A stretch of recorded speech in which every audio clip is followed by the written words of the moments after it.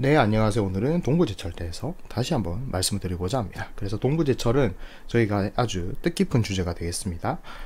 제가 처음에 이제 유튜브를 시작했을 때 조회수가 처음으로 100을 넘었던 영상이 바로 이 동부제철 영상이었습니다. 그만큼 저한테는 뜻이 아주 의미가 있는 그런 주제가 되겠고요. 오늘의 주제는 동부제철 뿐만이 아니고 이렇게 우리가 기존에 만들어놨던 모델링이 이렇게 시황이라든지 상황이 변하면서 이 가격을 뚫게 되면 우리가 어떤 과정을 거쳐야 되는지, 또 모델은 어떻게 바꾸는지, 내 모델 수정하는 방법까지 한번 말씀을 드리도록 하겠습니다. 자, 그래서 우리가 이것을 2021년 초에 분석했을 때 쓰였던 이 데이터들을 먼저 간략히 정리를 해보면, 먼저 재무구조는 그죠, 2019년까지의 재무구조를 내가 갖다 썼습니다. 그리고 실적은 3분기까지 실적을 갖다 넣었는데, 여기 그냥 19년 4분기 실적을 넣어가지고 어떻게 했다, 예상을 해봤다, 그 정도 나오겠지 하고 해서 영업이익률이 그렇게 하니까 5.4%가 나오더라. 그러면은 앞으로 영업이익은 5.4% 정도 나온다고 굉장히 보수적으로 잡았어요. 매출 증가율 같은 경우 같은 내년사인 포스코 강판 수준을 따르자, 포스코 강판 수준을 넣었습니다. 그리고 재투자율 역시 포스코 강판의 것으로 우리가 집어넣게 되면서 결국 동부제철에 어떤 거 목표가라고 보긴 그렇고, 지금 이 상태에서 가장 괜찮은 어떤 평가 가격 12,445원 그리고 11,768원 이렇게 나왔습니다. 즉 단기적으로 이 회사가 나아질 가능성이 있으니까 12,440원까지 봐도 되겠다라는 어떤 계산이 나온 거죠. 하지만 그죠, 지금은 주가가 18,000원입니다. 그러면 재평가가 필요하겠죠. 그럼 어떤 것을 가지고 재평가를 할 거냐, 2020년 사업 보고서를 가지고 내가 먼저 재평가를 할 거고요. 또 새로운 뉴스, 2020년에 동부 인천스틸이 합병이 돼서 실적에 들어가기 시작을 했습니다. 연결 재무제표 대상이 된 거예요. 그러면 어떻게 한다, 요것도 내가 이제부터는 이 회사 실적에 넣어야 됩니다. 즉 우리가 보는 시각이 저번 분석에서는 이거는 너무 저평가니까 이건 이제 사야 돼 라는 어떤 시각에서 어떻게 해서 얼마나 좋아진 거야, 그럼 여기서 홀드야, 팔아야 돼, 이런 시각으로 전환해가는 어떤 분석 과정이라고 볼 수가 있습니다. 그래서 기존에는 그냥 재무 분석에만 엄청나게 그냥 빡세게 했죠. 그래서 재무적으로 회사 가치가 있는지 없는지, 이익은 나는지 안 나는지 이 정도를 했다. 그렇다면 그 다음은 업황 분석과 회사 분석을 곁들여서 이제는 높아진 어떤 거다, 주가 수준에 맞춰서 내가 만들어 나가야 된다. 어떤 것을, 이 가격 모델링을 만들어 나가야 된다는 말씀을 먼저 드리겠습니다. 자, 그러면 이전에 분석했던 종목들 중에서 어떤 종목들, 다른 종목들은 어떻게 되냐는 거죠. 다른 종목들은 예를 들면은 우리가 포스코 강판이라는 회사도 같은 방식으로 만들어냈습니다. 자, 그러면 어떻게 됐을까요? 포스코 강판 경우 이렇게 32,200원하고 38,996원이 나왔다, 그죠? 근데 현재 포스코 강판의 주가는 47,400원이다. 그래서 우리가 계산했던 목표가를 넘어갔다라고 볼 수가 있죠. 그 다음에는 유럽의 스테인레스를 만드는 회사, STS를 만드는 회사, 바로 아페람이 되겠습니다. 아페람이 그때 또 저희가 분석을 했을 때는 37유로 정도 했는데 지금은 거의 내부와 비슷하게 왔어요. 그래서 43.9유로, 우리가 그럼 분석한 모델에 딱 갖다 붙습니다. 자, 히타치 금속 같은 경우는 단기적으로는 그죠, 좀 넘어갔지만 장기적에는 좀 그래도 많이 픽스가 됐다라고 보시면 좋을 것 같습니다. 자, 근데 여기서 현대제철 같은 경우는 저번에 말씀을 드렸지만 이거에 말씀 또 드리지 않는 것이, 결국에는 현대제철이 돈을 많이 벌면 현대제철의 높아진 출고가와 마진은 어디로 전가된다? 현대차와 기아차로 이렇게 전가가 됩니다. 그러다 보니 어떻게 된다, 현대제철이 이익을 많이 내면 현대차 이익이 떨어지기 때문에 현대차 그룹 입장에서 현대제철의 이익률은 제한적일 수밖에 없고, 그래서 이렇게 회사가 정상적으로 운영해서 현금을 만들어낸다는 가정의 분석 방식인 DCF 방식은 사용할 수가 없습니다. 자, 그렇게 해서 종합적으로 분석해 보니까 전 세계 모든 주식의 가치는 10% 정도 올랐지만 어떻게 됐다. 그 중에서도 이 철강 주식이 굉장히 많이 올랐다는 거예요. 그 중에서도 일반 철강이죠. 합금은 꾸준한 어떤 스탠스는 가지고 있지만 불어나는 어떤 수요에 큰 이익을 보는 집단은 또 따로 있었다라고 말씀을 드려야겠네요. 자, 그러면 이번에는 단순하게 한번 단순 변경을 해보도록 하겠습니다. 자, 2020년 실적만 그냥 갖다 넣으면 됩니다. 그래서 2020년 4쿼터 실적까지 다 넣고 동부 인천스틸을 완벽하게 흡수 합병한 그런 상태로 내가 어떻게 한다. 다시 재무 분석을 합니다. 자, 그렇게 되니까 어떻다. 2020년에 영업이익률을 4.07% 그대로 갖다 4.07% 그대로 갖다 넣습니다. 매출 증가율 같은 경우 지금 이번에 약 15% 정도가 나왔어요. 그럼 어떻게 한다. 15% 예, 그대로 갖다 넣습니다. 빵빵빵빵빵빵 하고 15%씩 매년 든다고 가정이 되었어요. 자, 두 번째 바뀐 것은 모든 내가 데이터를 다 넣어봤더니 어떻다. 차입금이 줄었다. 그때 KG그룹 3천억 넣은 것이 이제 뭐 이자도 상환이 되고 하면서 이자 비용이 극적으로 감소가 됐어요. 그래서 720억 정도에서 230억 정도로 굉장히 감소가 됐다. 그러다 보니까 이 회사가 만들어낸 현금의 흐름 중에서 채권자 지속분이 많이 줄어나가게 됩니다. 그래서 어떻게 된다. 아하, 주주의 현금 흐름이 늘어났구나. 그렇게 해서 단순하게 2020년 실적만 넣어서 계산을 해봤더니 14,013원이다 라는 계산이 나옵니다. 그리고 길게 봐도 14,607원이에요. 자, 여기서 이제 질문이, 근데 그러면 아니 동부 인천스틸이 회사로서의 가치를 그럼 2019년 20년 이때도 하고 있었을 걸 알고 있지 않았느냐, 왜 이전에 가치 평가하고 있지 않았냐 라고 말씀을 드린다면 요거는 이제 좀 논란이 있을 수 있습니다. 여기서 말씀드리자면 이 동부 인천스틸은 2015년에 매각 예정으로 미리 2015년에 분할이 된 상태였어요. 이거를 따로 팔기 위해서 동부제철 안에 인천공장, 당진공장이 있었는데 인천공장은 팔라고 내놓기 위해 갖고 매각을 한 상태였어요. 동부특수강도 마찬가지입니다. 여기서 팔린 것이 동부특수강은 현대제철에게 매각이 됐고요. 동부 인천스틸은 매각이 되지 않은 채로 동부제철에서 이제 어렵게 운영을 하다가 지금 어쨌든 영업성이 있다, 이제 매각을 하지 않아도 되겠다 싶어서 다시 흡수 합병을 한 겁니다. 이게 마찬가지로 전기로도 이런 식이죠. 전기로를 매각하려고 했습니다. 동부제철이 이란이나 이러는데, 하지만 그렇죠. 산 가격에 10분의 1도 받지 못하는 사태가 되자 그냥 갖고 있다가 지금 업황이 좋아지니까 다시 매각이 중단되고 가동이 시작되고 있습니다. 결국에는 어떻다. 철강 사업이 호황이 되면서 이러한 쓸 수 없었던 유휴자산, 즉 그냥 여기서 놀고 있었던 자산 총계에서 그냥 놀고 있었던 어떤 자산, 그냥 죽은 자산들이 어떻게 다시 영업용 자산으로 살아 돌아오는 거죠. 즉 어떻게 된다. 원래 같으면 이 자산을 팔아서 현금을 만들어서 차입금 상환에 써야 되는 건데 이제는 바뀐 거죠.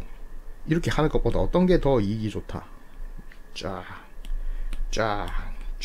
영업해서 돈을 벌어들이는 것이 훨씬 낫겠다. 그래서 그렇게 회사가 생각했고, 그것이 실질적으로 맞다면 우리가 그 자신감을 인정하고 그대로 갖다 넣어주는 것이 옳은 것이죠. 자, 예를 들면 2020년 4월에 강관 사업은 매각이 완료가 됐습니다. 그래서 요거는 또 사업에서 빠졌다. 자, 그래서 어쨌든 어느 정도의 구조조 정도 마무리가 되는 모습이 보이고 있습니다. 자, 근데 이렇게 끝내면 안 된다고 했죠. 자, 어떻게 된다. 일단은 재무 분석은 이제 다시 업데이트를 완료했어요. 그러면 업황 분석이 들어가야겠죠. 자, 업황 분석 하겠습니다. 동부제철 및 경쟁사 제품 믹스입니다. 자, 여기서 판매량으로 사업 보고서상 판매량으로 하지 않고 생산 능력으로 한다. 왜 생산 능력으로 하느냐? 지금은 어쨌든 시장 자체가 공급자가 아주 우위에 있는 시장이죠. 아니 많이 만들 수 있으면 장땡입니다. 그렇게 되니까 어떻다? 지금은 캐파로 보는 것이 옳겠다 라고 말씀을 드리면서 모든 기준은 생산 능력 기준이라는 것을 말씀을 드리겠습니다. KG 동부제철의 사업의 일단 제품 믹스를 한번 보시게 되면 냉연이 60% 정도를 차지하고요. 그 냉연 중에서도 어떻다?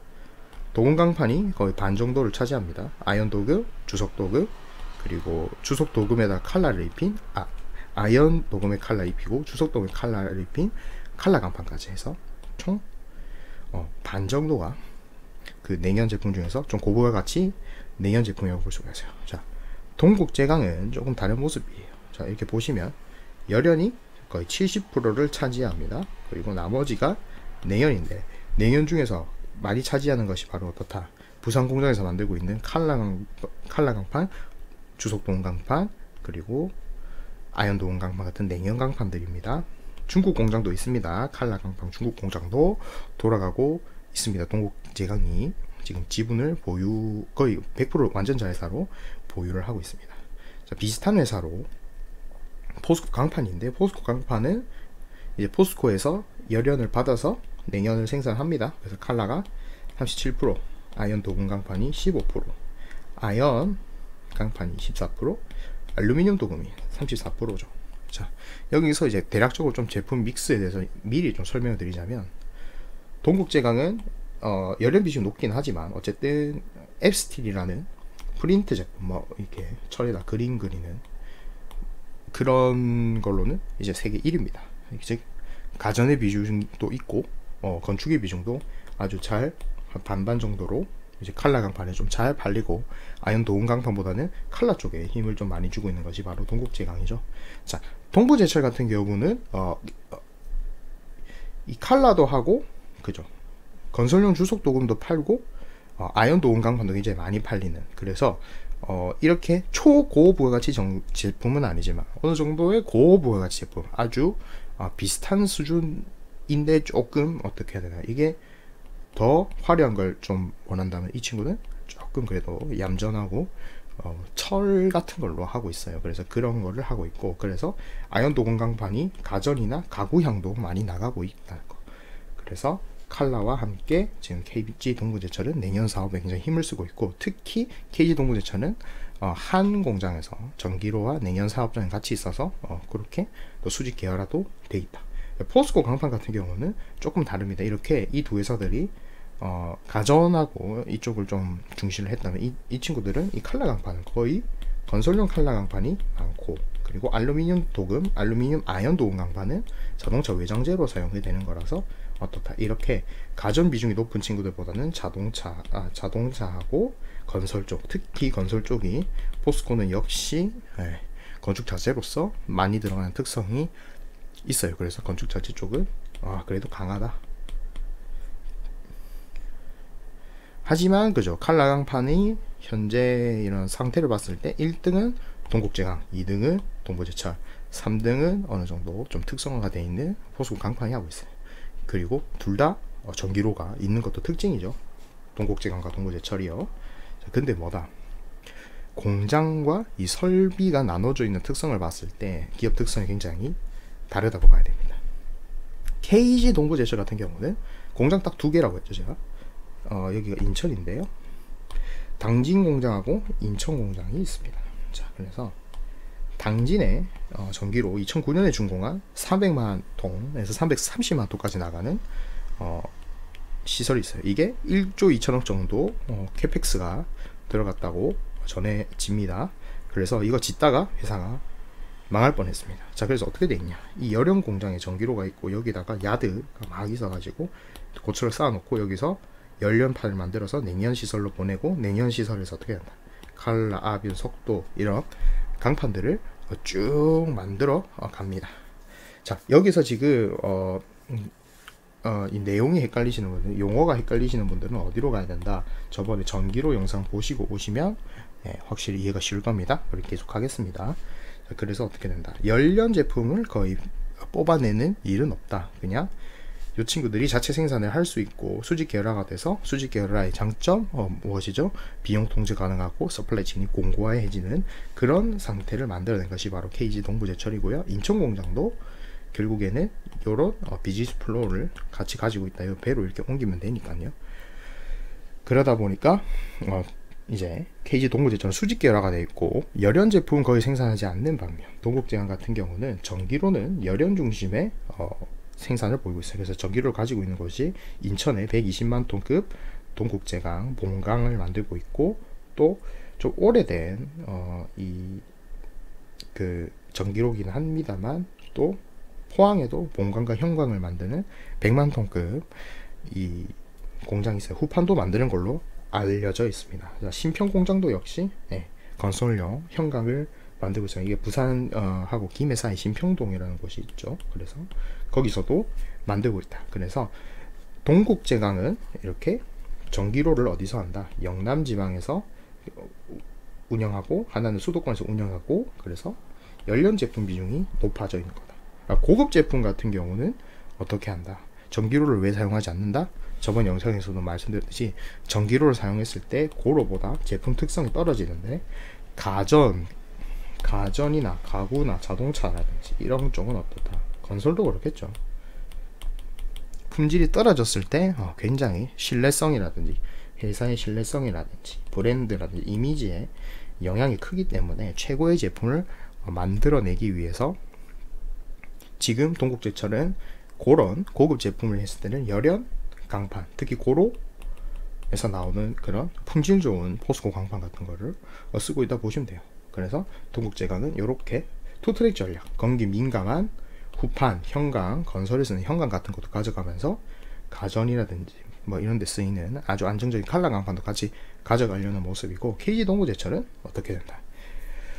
전기로마저도 이런 열연 제품 만들기 위해서 빼는 게 아니고 냉연 제품만을 위해 가지고 고급 스크랩을 쓰고 있습니다. 그래서 스크랩 자체가 이런 지금 동국제강 같은 곳은 열연 제품 최대한 저렴하게 빼기 위해 가지고 좀 원가 측면 그리고 수급 측면에 집중되어 있는 반면 어떻다? 동부제철 같은 경우는 이 열연 수급 안정화하고 또 비용 절감을 위해서 만들어낸 것이 바로 이 전기로입니다. 그래서 이런 것과 다르게 고급 판재를 만들 때 지금 이 전기로 열연이 들어가야 되다 보니까 어떻다? 고급 고철이 필요합니다. 그래서 이 고철 자체의 믹스도 굉장히 중요한 노하우예요. 그래서 어떤 게 컨트롤 돼야 된다. 이 고철 안에 깡통이 너무 많아서도 안 되고, 양은이 너무 많아서도 안 돼요. 굴이나 주석의 함량이 조절돼야 되고, 또 전기로 방식 자체가 계속 이 전기로 사이드에서 계속 밀어주는 어떤 반고로와 같은 형식을 갖고 있는 것이 바로 동부제철의 전기로기 때문에 어떻다? 이 전기로 들어가는 고철 자체가 너무 커도 품질 이슈가 생깁니다. 그래서 굉장히 까다로운 전기로를 제가 동부제철이 운영하고 있다 이렇게 보시면 될 것 같아요. 그래서 동국제강은 어떻다? 분산 투자에 가깝다면 동부제철은 냉연 집중 투자에 가깝다. 그래서 여러분들이 요 기업 특성을 좀 아시면 좋을 것 같고요. 그 다음은 이 생산 가격의 문제입니다. 역시 이런 철강 제품은 그죠, 산업재이기 때문에 결국에는 스프레드 어떻다? 원자재하고 출고가 사이 이 스프레드가 크면 클수록 이익이 많이 생기겠죠. 그래서 고로 제품을 만드는 것은 철광석하고 석탄을 내가 고로가에 넣어가지고 푹 끓이면은 센볼이 나오죠. 그러니까 여기다가 석탄을 섞으면 되는데 2020년 이제 코로나가 항상 절정이던 시기에서 40에서 50% 정도 올라온 것입니다. 지금 이 철광석 가격이. 열연 코일은 어떻다? 그걸로 만드는 열연 코일은 30에서 지금 40% 정도 오른 상태예요. 자, 그래서 어떻다? 지금은 결국 철광석하고 이 열연 제품 사이에 어떤 공급 부족 현상이 나타나고 있다는 걸 보실 수가 있죠. 이렇게 가격이 세게 오르고 있으니까 철광석도 부족하고 열연 제품도 부족합니다. 자, 근데 이게 왜 이러냐면은 첫 번째는 전 세계에 그죠, 이런 철근 수요가 늘었지만 거기다가 중국이 감산까지 하면서 조금 상황이 많이 달라졌습니다. 특히 이런 어떤 열연 제품 중에서도 선박에 쓰이는 후판 그리고 건설에 쓰이는 형광, 또 뭐 일부는 그죠, 자동차에 쓰이는 강판, 냉연 강판이지 일반 뭐 철강판 이런 거를 예를 들 수 있겠네요. 자, 그러다 보니까 이렇게 고로를 통해서 만드는, 특히 어떻다? 최근 쓰이지 않는 석탄을 이렇게 사용. 제가 석탄 가격을 왜 올리지 않아요? 석탄 가격은 싸고요. 석탄은 사람들이 많이 안 써. 사실상 가격이 많이 안정화되어 있죠. 그래서 이렇게 부재료가 굉장히 싼 철광석을 만드니까 열연 회사들이 스프레드가 늘어나서 굉장히 큰 이익을 지금은 보고 있습니다. 그런데 냉연은 어떠냐? 냉연은 이 열연 코일을 말아놓은 이 코일을 가지고 다시 냉연으로 프레스를 해야 되기 때문에 마진이 축소될 수밖에 없다. 왜냐하면 열연에 대한 수요가 많기 때문에. 자, 그래서 어떻게 된다? 열연 제품을 가지고 냉연을 만드는 게 아니고 전기로 해서 고철 스크랩을 녹여가지고 그것을 가공해서 냉연 제품을 만드는 것이 한창 메리트가 있었죠. 요 시기에. 그죠? 여기는 이렇게 12월에 올라왔지만 여기는 이렇게 보시게 되면 살짝 안정된 시기가 약간 있었어요. 그래서 시차가 약간 있었습니다. 자, 그러다 보니까 어떻다? 동국제강이나 동부제철 같은 회사들이 수요가 적을 때는 전기로를 가동 중지해서 껐다 켰다 하면서 유연하게 공장 가동을 조절할 수도 있었고, 또 지금은 어떻죠? 이런 회사들이 포스코라든지 뭐 현대제철로 전기로가 있습니다. 그래서 포스코라든지 뭐 이런 회사들이 고로가 없어가지고 전기로가 없어서 고로에 의존하는 상황에서 다른 수요를 받을 수 있는 어떤 그 새로운 루트가 생겼다는 점은 굉장히 긍정적입니다. 하지만 워낙에 이 고철 공급이라는 것이 수요가 늘고 가격이 오른다고 집에 있는 뭐 가구를 뜯어가지고 고철로 팔 수도 없는 노릇이라 공급이 그렇게 늘지가 않습니다. 자, 그러다 보니까 어떻다? 2020년 11월부터 어느 정도 수준을 유지하던 고철값이 지금은 특정 업체에 비해 가지고 어떻다? 50만원 선까지 올라가는 약 15% 정도 상승했습니다. 그래서 이 저점을 한번 보시면 지금 이 정도 된다고 보시면 될 것 같아요. 하지만 어떻다? 이 철광석이라든지 열연 코일보다는 그래도 상태가 그래도 낫다. 하지만 이 열연과 냉연 모두 수요가 증가하면서 고철값이 올라갔고 전기료에 대한 이득이 2020년 중반이나 이렇게는 높지가 않다 라는 것을 아셨으면 좋겠고, 전기료가 있는 회사들은 뭐다? 열연 회사들에 대한 의존도가 떨어지는 것은 그거는 긍정적이라고 볼 수가 있겠죠. 자, 이번에는 그러면 판매가입니다. 자, 아까 전에는 들어가는 걸 봤으니까 이번에 나올 때 얼마의 가격에 나오는지 봐야겠죠. 판매가를 대략적으로 말씀드리면 열연이 가장 낮고요. 냉연을 한번 가공했으니까 높아지고, 그 냉연 제품 중에서도 건축용 외장, 자동차용, 건축용 내장, 가전 이런 식으로 좀 이 포트폴리오가 짜여진다고 보시면 될 것 같습니다.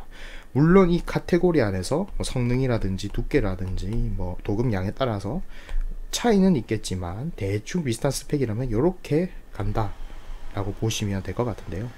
지금 동국제강에서 이 보여준 요 가격을 보시게 되면 그렇습니다. 열연과 후판 형광의 지금 이 열연 제품들은 요 정도의 가격을 나타내고 있죠. 약 700만원 정도. 근데 어떻다? 냉연, 칼라나 아연 도금 같은 경우는 거의 1100, 그러니까 1톤에 뭐 이게 70만원, 이게 1100만원이네요. 아무튼 스프레드가 꽤나 있다. 약 1톤당 한 뭐 30만원에서 40만원 정도가 있다. 그래서 컬러 강판의 이 마진을 내가 뜯어봤더니 어떻게 된다? 최근에 늘어나고 있더라. 이 동국제강 거지만 2018년, 2019년, 2020년에는 높아진 추세가 보이죠. 그리고 요거를 이제 더 자세히 알 수 있는 것이 바로 지금 관세청에서 나오는 요 HS 코드로 단가를 조사해 봤더니 어떻다? 그게 맞네. 지금 2021년도에는 그죠? 2020년 평균 뭐 한 요 정도 되겠죠? 보다 크게 올랐다는 걸 여러분들이 지금 확인할 수 있습니다. 그래서 725불이었습니다. 2020년에 그러면 뭐 75만원, 한 80만원, 77만원 정도 되겠죠. 근데 이게 1000불이면 이게 지금 어디 있냐? 이게 지금 120만원이죠. 그죠? 110만원, 1100, 1000원당 통. 그러니까 지금 가격이 거의 뭐 이 정도 와 있다는 걸 여러분들이 아실 수가 있죠. 그래서 그만큼 가격이 높이 형성되어 있다는 것을 여러분들이 파악을 하실 수가 있습니다.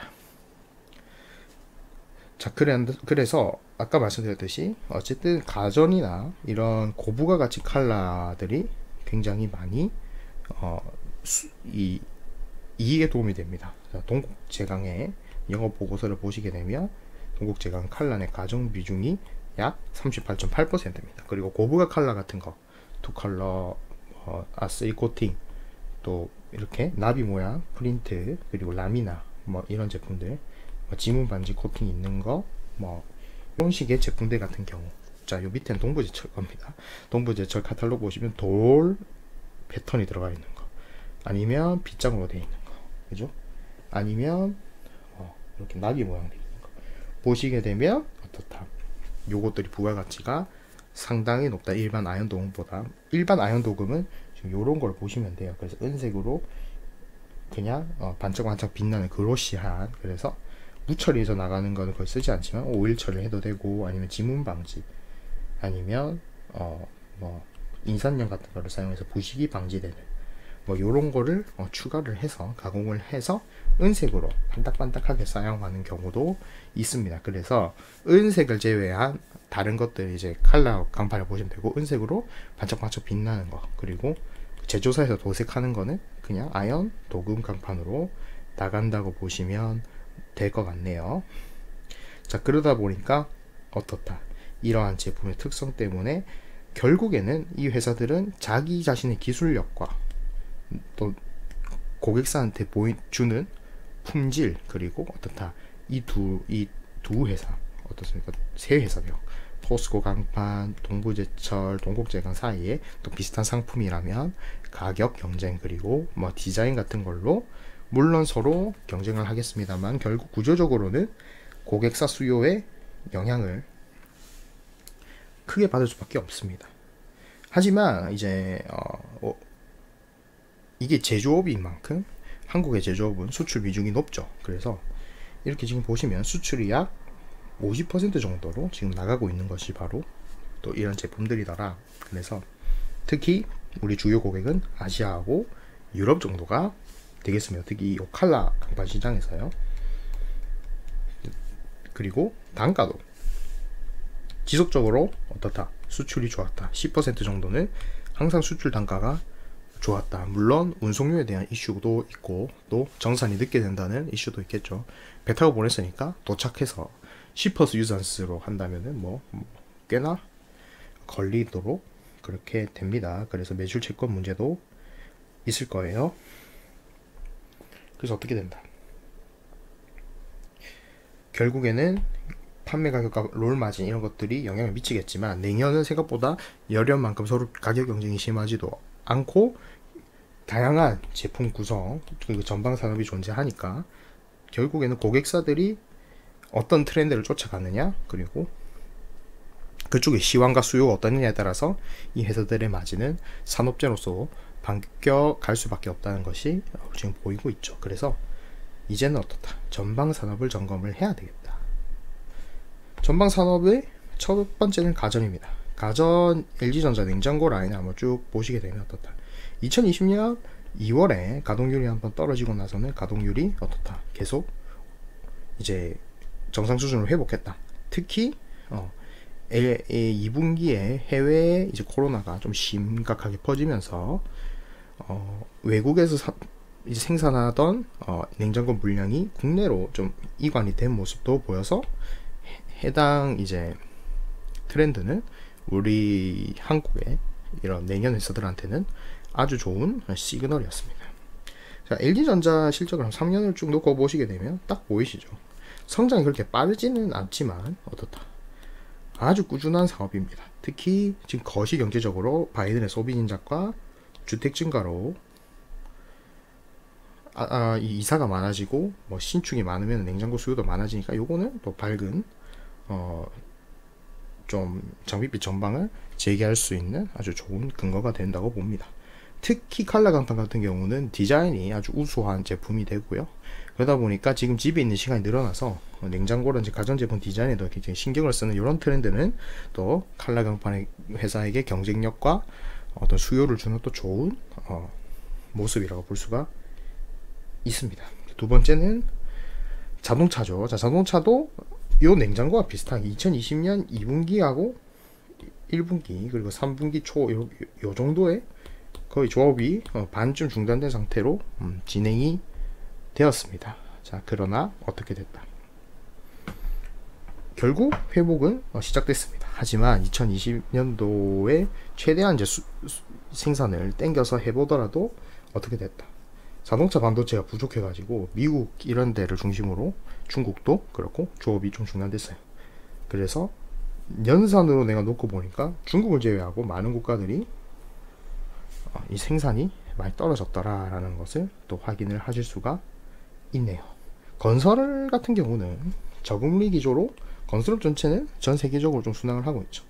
국내 민간 건설 회사를 보시면 광급은 왜 하지 않냐. 광급 같은 경우는 이 가격 자체가 조금 남겨먹기 힘든 구조가 있다고 봅니다. 그래서 이런 고급 좀 제품을 좀 팔자면 그래도 민간이 좀 중요하겠죠. 그래서 민간 주택 공사는 좀 떨어지긴 했습니다만 비주거용은 또 비슷한 수준을 가고 있어요.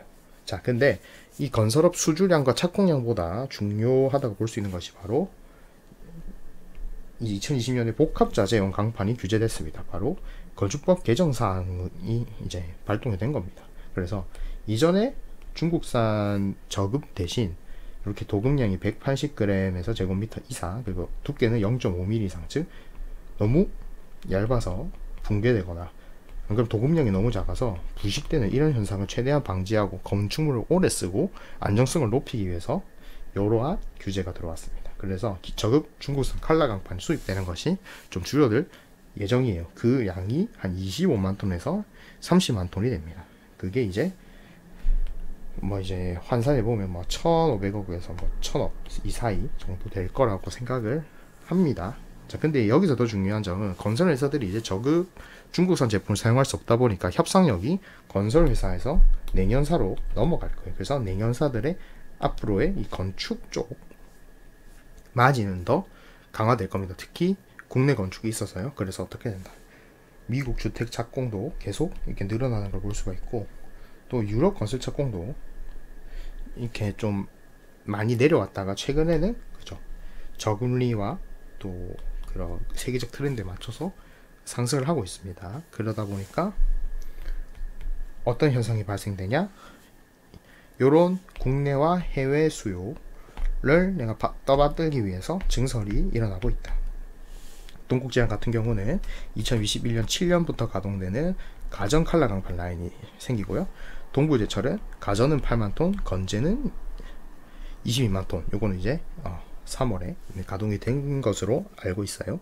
그리고 아주스틸 8만톤, DK동신 5만톤 같이 또 중소회사들도 많이 들어오고 있고, 세아도 지금 이렇게 하이브리드 라인이 들어간다고 합니다. 즉 그만큼 이런 시장을 보고 또 중소업체들 4등 5등 업체들도 많이 들어오고 있다. 자, 다만 2020년에 현대제철은 칼라 강판 시장에서 손을 뗐습니다. 자, 그러니까 어떤 수도 있다.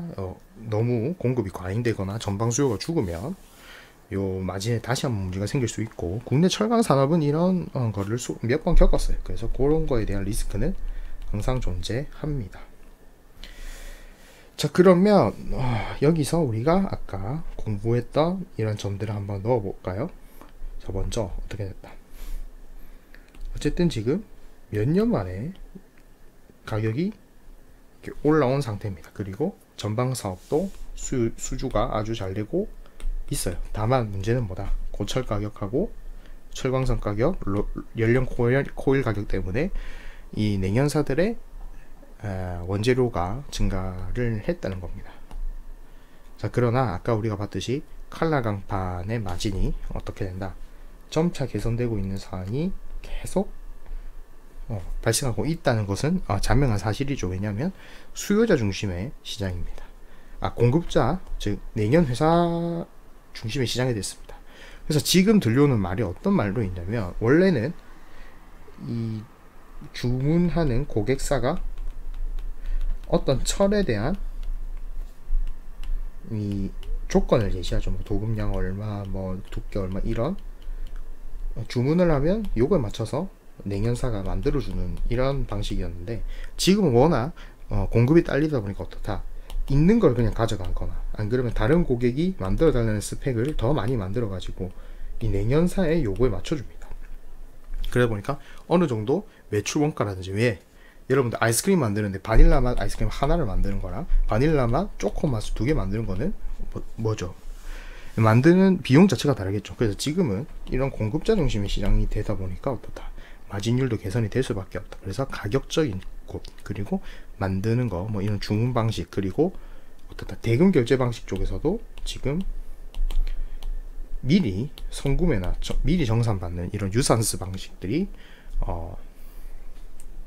조금 활성화되고 있기 때문에 이자 비용 면에서도 도무제철이 굉장히 안정적으로 갈 것이다라고 볼 수가 있습니다. 그렇다 보니까 영업이익률을 조금 높게 잡을 필요는 있습니다. 하지만 어떻다, 아까 전에 말씀드렸듯이 경쟁자들이 계속 진입을 하고 있어요. 그러면 마진율은 제한이 될 거라고 일단 계산을 해야 됩니다. 뭐다, 우리가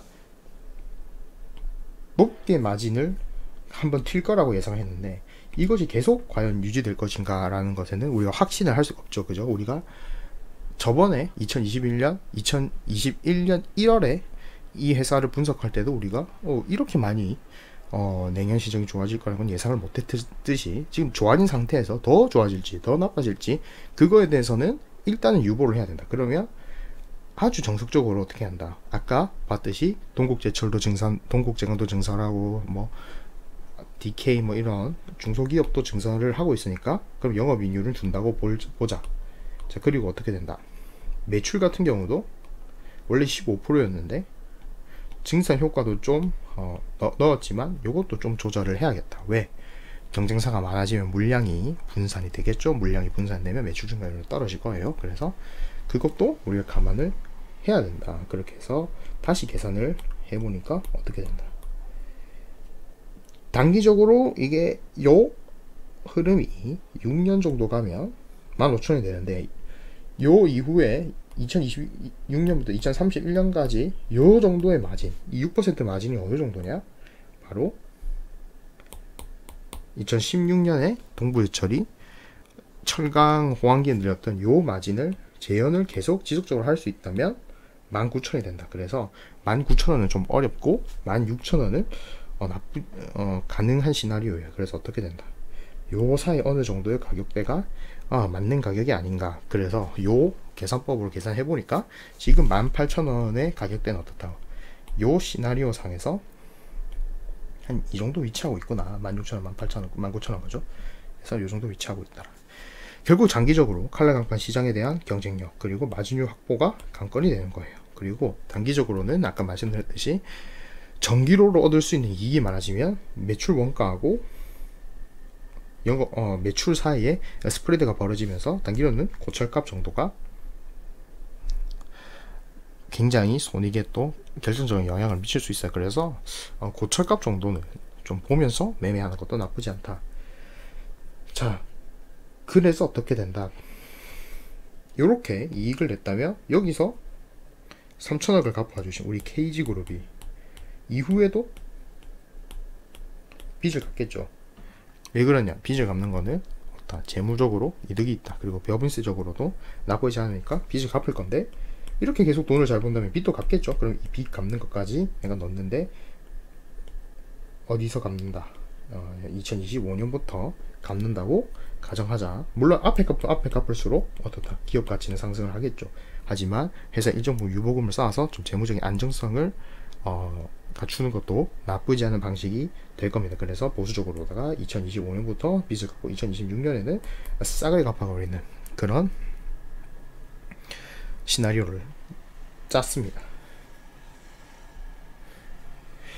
이제는 아까 말씀드렸던 방식이 이제 업황 분석은 끝났습니다. 재무 분석 했고요. 그러면 회사에 대한 분석, 이 회사가 과연 어느 상태와 역사를 가지고 지금까지 왔는지에 대한 분석이 필요하겠죠.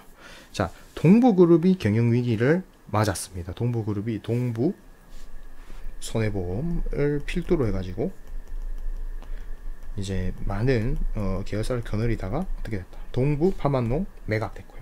동부건설도 매각됐고요. 동부하이텍은 이거는 동부그룹이 어느 정도 좀 지분을 가지고 있기는 한데 어쨌든 동부그룹 거는 아닙니다. 근데 동부그룹 한 13%, 산업은행이 나머지의 대주주 정도를 갖고 있는 그런 상태입니다. 그리고 동부제철도 역시 이런 회사들과 마찬가지로 어떻게 된다.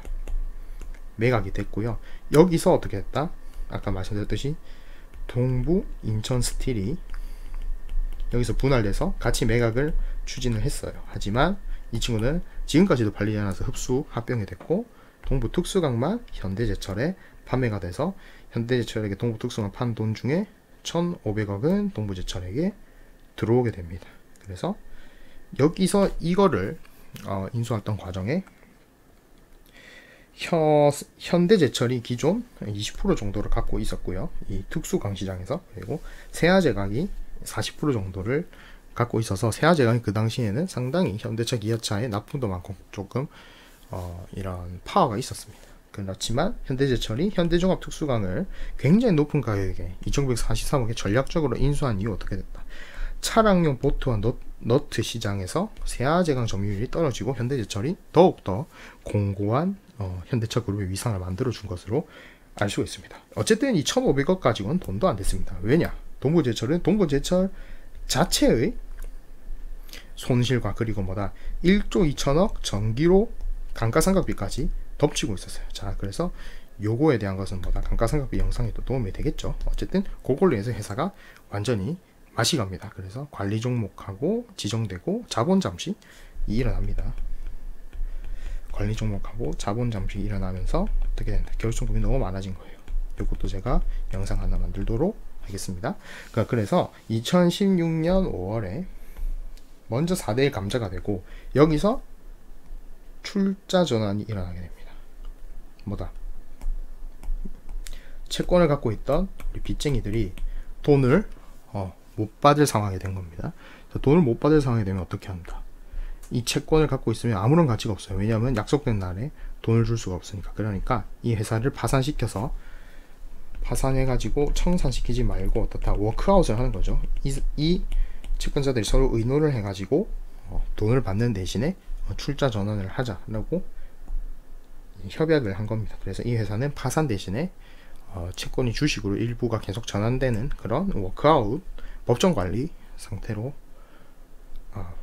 법정관리 워크아웃인지 아무튼 그런 상태로 이제 가게 됩니다. 출자 전환을 한 거예요. 자, 이렇게 채권을 없애고 이자를 안 받았는데도 동부제철이 한동안 또 2017년에도 이익을 내지 못해서 또 자본 전액 잠식 상태가 갈 위기를 처하자 또 한번 15,000원에 주식을 찍어요. 이렇게 해서 또 4대1 또 이제 4대1 감자한 주식에다가 출자 전환 주식을 더해서 이렇게 또 주식을 늘리게 됩니다.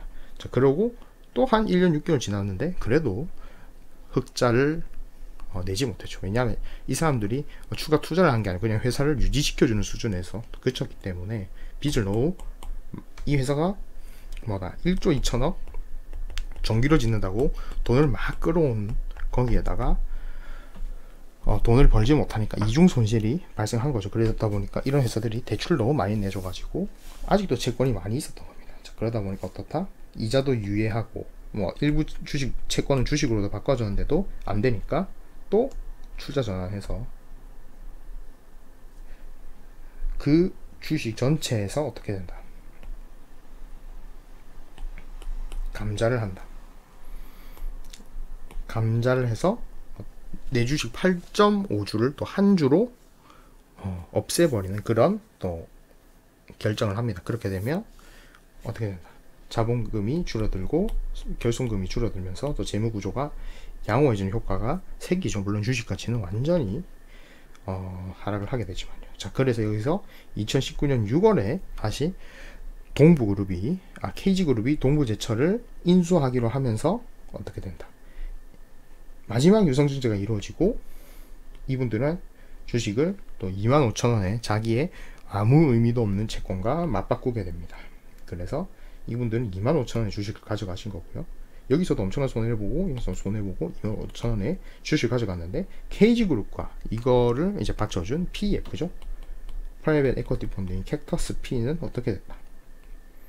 보시면 KG케미칼 그리고 그냥 KG ETS 이 3사가 지분을 33%씩 가지고 있는 KG스틸이라는 회사가 4천만 주를 5천원에 과 3,200만 주 캡터스 P도 5천원에 가져가는 그런 이제 상을 보였습니다. 즉 뭐다? 이 사람들은 주식을 비싸게 사고 이 사람들은 이 회사를 정상화하고 투자한다는 목적하에 5천원에다가 현금을 넣어가지고 3,200억을 넣어가지고 이 주식을 매입을 하게 되었습니다. 그래서 이분들은 굉장히 이 회사를 어떻게 보면 지금 입장에서 보면 싸게 가져갔다고 볼 수가 있겠죠. 자, 그래서 그런 현상에서 보자면 KG스틸 39.98%입니다. 그리고 캡터스가 32%의 지분을 갖고 있어서 대주주가 한 70% 지분을 갖고 있고, 우리가 여기서 주목해야 되는 것이 바로 나머지 이 감자가 끝난 출자 전환된 지분들이죠. 자, 근데 뭐다? 마지막 감자를 했기 때문에 어떻게 된다? 마지막 감자하고 유상증자 했기 때문에 주식수가 그다지 많지는 않다. 그래서 감자하고 주식수 더한 것까지 내가 계산을 해보니까 이렇게 나옵니다. 자, 여기서 중요한 거는 중간중간에 이렇게 자잘하게 이분들이 장내 매도 한 게 있어요. 근데 그거는 뺐습니다. 왜냐하면 지금 갖고 있는 주식은 어떻다? 산업은행이 이만큼이고 신한은행이 요만큼이죠. 그리고 나머지는 확인할 길이 없습니다. 왜?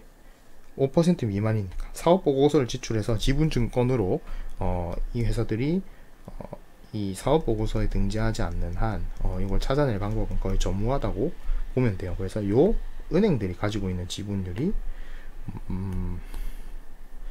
뭐 한 10% 정도 되는 것 같아요. 아무튼 그 정도 되는 것 같습니다. 자, 그래서 요거를 내가 단가를 이제 계산해 보니까 뭐 다들 뭐 그랬지만 산업은행도 한 35,000원, 그리고 뭐 농협도 4만원, 뭐 수출입은행도 한 4만원. 그래서 많이 주식 받은 분들은 35,000원이고 이제 이 뒷분들은 4만원 정도 된다고 보시면 될 것 같습니다. 자, 그래서 산업은행이 어쨌든 2020년 들어가지고 동부제철 주가가 어느 정도 좀 안정화가 되고 좀 팔만해지니까 이제 매도를 좀 하기를 시작을 했습니다. 그래서 매도를 했는데 그게 어떻게 됐냐? 기존 1300만 주에서 어떻게 했다? 2019년 6월 1300만 주 정도에서 이제 2021년 2월 19일이 되니까 이게 1000만 주 정도가 된 거예요. 그래서 그동안 325만 8679주를 판 거고요. 2021년 2월 이후 매도했다는 공시는 없습니다. 신한은행도 2020년 말까지 사업보고서에 따르면 한 90만 주를 판 걸로 나오고 있어요. 자, 그러면 어떻다? 요렇게 내가 한 거 말고 지금 어쨌든 공시 나오는 물량 말고 공시 나오는 물량 산업은행을 포함해 가지고 공시 안 나오는 물량까지 싹 포함해서 1600만 주가 지금 나올 수 있어요. 그래서 2300만 주 중에서 어떻게 된다? 700만 주는 일단 시장에 여러분들이 산 거죠. 여러분들 개인들도 사고 외국인들도 사고 연금도 사고 뭐 이렇게 됐고 1600만 주가 남았고, 이들의 평단가는 35,000원, 45,000원 사이 그 정도가 됐다고 보시면 됩니다. 자, 물론 어떻다? 은행들은 충당금을 설정해서 이미 동부제철 채권이 부도가 났을 때 이미 다 손실 처리해서 이거는 거의 꽁돈 수준으로 생각할 수도 있을 겁니다. 하지만 이렇게 하나은행처럼 안 파는 친구도 있다는 걸 존버하는 은행도 있다는, 결국에는 회사도 개인과 마찬가지로 자기들만의 전략이 존재하니까요. 그래서 이 수급을 한번 보시게 되면 이렇게 나오죠. 주가가 이렇게 쭉 올라가는 대로 은행이 팔기 시작한 건 여기입니다. 자, 은행 입장에서는 뭐다? 이미 충당금 설정 손실 처리했기 때문에 이거는 주식이 오르니까 야 이거 꽁돈이라고 생각할 수가 있다는 거. 그러다 보니까 주가에 상관없이 쭉쭉 팔아야 됩니다. 근데 주가가 이렇게 급등하니까 어떻게 같이 매도를 한다. 근데 공시가 안 났어요. 요 지점에서 공시가 안 났습니다. 왜? 산업은행, 국책은행이 왜 팔지 않았을까요? 바로 이때가 어떻게 된다. 국민연금 주식 매도 뭐 이런 이야기가 나왔을 때죠. 그러다 보니까 또 이 정권의 이분 공무원이다 보니까 또 여론을 무시할 수는 없었겠죠. 판매가 일어나지 않았고, 여기서 나온 물량들은 뭐 이 3% 미만의 여기 어디에서 누군가가 우리가 알지 못하는 방향으로 블럭딜을 하든 장내 매도를 하든 여튼 처리가 되었다. 그래서 이분들은 매도를 멈출 생각이 없을 겁니다. 그래서 다시 생각해 보자면 1600만 주 중에서 산업은행이 그죠 1000만 주 갖고 있으니까 이 알 수 없는 형님들이 600만 주를 갖고 있는데 여기서 600만 주가 뭐 최악의 생각에는 여기서 600만 주가 더 나올 수도 있다는 거죠. 그죠? 그리고 그 매물대가 작동하는 게 얼마일지는 모르겠습니다. 어쨌든 35,000원 이들의 본전이다. 그래서 은행 형님들이 이렇게 매도를 해주는 모습 보이는데, 연기금이 물론 뭐 매일매일 따박따박 사고는 있습니다만은 어떻다. 그 힘이 약하다. 예, 결국에는 은행들도 매도할 수 있었던 이유는 개인들의 강한 매수세가 집중되면서 어떻게 된다. 야, 자, 회사에서 어떻다. 은행에서 어떤 사람이 했는데 갑자기 우리가 이전에 계산했던 것보다 높은 가격으로 나왔어요. 그러니까 어떻게 했나 12,000원 넘고부터는 시원하게 매도를 할 수 있는 거죠.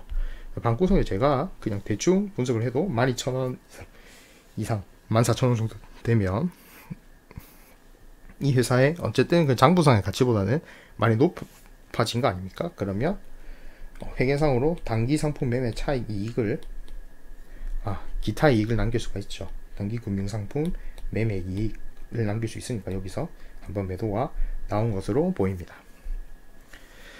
그 외에도 동부제철 지금 세무조사가 들어갔어요. 자, 2015년에 분사하고 2020년에 다시 합병하고, 야 이거 뭐 나랑 장난하는 거야? 세금 안 내려고? 니들이 아무리 적자가 많더라도 이건 아니지라고 말하는 것 같아요. 근데 참 세무사가 이건 좀 아닌 것 같아요. 뭐 이렇게 뭐 망하기 직전까지 간 기업을 왜 지금 흑자 전환했다고 이걸 세무조사 하는지는 잘 모르겠습니다만, 어쨌든 이거 하고 있고 좀 잘 풀렸으면 좋겠다. 2021년 1월 또 1월 26일 날 공정위가 철 스크랩 담합 적발했어요. 그래서 여기에 이제 포함된 회사들이 대양제강, YK스틸, 그리고 한국제강, 한국철강, 한국특수형강, 이고 이제 주도적인 회사들이 현대제철하고 동국제강이었습니다. 그래서 이 회사들이 조금 목적성이 좀 달랐는데요. 이 회사들은 어떻다. 아까 제가 말씀드렸듯이 이 고철이라는 게 가격이 높아진다고 공급이 늘어나는 게 아니다 보니까 한정된 공급을 가지고 어떤 회사가 물량 가져가느냐의 싸움이었는데, 어떻게 된다. 서로 담합을 해가지고 이 회사들은 좀 재고 확보가 용이하도록 이렇게 좀 이분들이 배려를 해줬고, 큰 회사들이 또 이 큰 회사들은, 이 작은 회사들은 또 가격이 전체적으로 오르지 않도록 조금 협조해주는 이런 느슨한 카르텔의 방식이었습니다. 그래서 좀 급하면 가격 올려서 먼저 가져가고 약간 친목 도모에 같은 이런 행동을 하다가 어쨌든 걸렸다. 특히 어디가 심했냐, 아까 약간 말씀드렸듯이 세아라든지 뭐 이런 회사들이 다 이 영남권에 있는 경우가 많죠. 근데 사람은 이 서울에서 하는데 철은 영남에서 만들다 보니까 어떻다. 영남권에 있는 고철에 굉장한 경쟁이 붙었다. 또 차를 여기서 이렇게 하자니까 고철이 무게가 뭐 1, 2톤 하는 것도 아니죠. 그러다 보니까 이런 현상은 이제 영남권에서 많이 일어났습니다. 그래서 영남권하고 수도권의 항상 가격 차이는 뭐 1톤당 많으면 뭐 5,000원, 2만원 뭐 이렇게 차이 좀 5만원에서 20만원 사이로 좀 났다고 합니다. 자, 근데 또 중국 당진이라든지 당진이라든지 인천이라든지의 또 장점은 뭡니까? 바로 중국과 가까워서 중국에서 아까 말씀했던 스크랩을 가져오기도 용이하고, 또 수도권에 사람이 많으니까 또 고철도 많이 나오겠죠. 그래서 수도권에서 동부제철이 그만큼 좀 경쟁력이 있다. 이 사실도 또 보이고, 앞으로 또 어쨌든 수도권에서도 좀 약하지만 이 카르텔이 깨졌기 때문에 동부제철 입장에서도 국내 스크랩, 특히 고품질 스크랩을 가져와야 되는 이러한 이슈에서 어떻다, 조금 더 수급이 좋아질 수 있다. 그래서 그런 부분에서는 동부제철이 좀 영업 개항이 나아질 수 있는 또 문을 열었다고 볼 수가 있습니다. 그래서 다시 한번 말씀드리지만 이미 은행들은 출자 전환하면서 손상차손을 적용을 했을 거예요. 이거 없는 돈이야, 이건 나 충당금 설정했어, 이 회사에 빌려준 1조 2천억 상당의 채권 이거 못 받아, 이건 이제부터 가치가 0이야 라고 말을 했을 겁니다. 그래서 앞으로 주가가 올라갈수록 매물에 나올 수밖에 없다. 특히 어떤 가격대?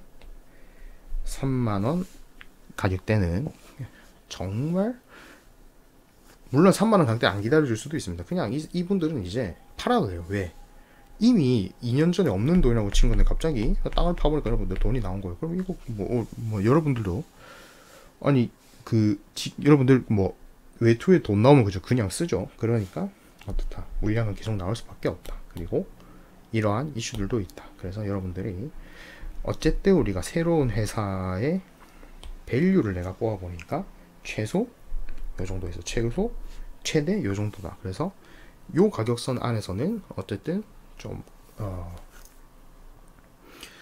당위성은 있다. 하지만 어쨌든 이러한 조건들을 만족해야 되고 외부 상황도 나쁘지 않은 수준으로 흘러가야 된다는 것은 여러분들이 인지를 하시고 주식을 매매하셔야 됩니다. 아까 전에도 보셨듯이 별다른 일이 흘러가지 않는다면 이렇게 내부를 따라가는 일이 많습니다. 왜? 합금 같은 경우는 고도화되면 고도화될수록 수요와 공급이 딱 맞아 떨어지는 상태가 있기 때문에 수요가 많이 늘지도 않고 공급이 많이 늘지도 않아요. 그래서 어떻게 된다, 쭉 이렇게 안정적인 상태를 유지하는 경우가 많습니다. 그래서 향후에 이제 이런 DCF 방식으로 했다, 근데 상황이 변했다 하면 이런 방식으로 기업 분석, 그리고 산업 분석, 시황 분석 이런 걸 통해서 재무 분석까지 해서 다시 한번 이제 재평가하는 그런 이런 거를 하면 더욱 정확하게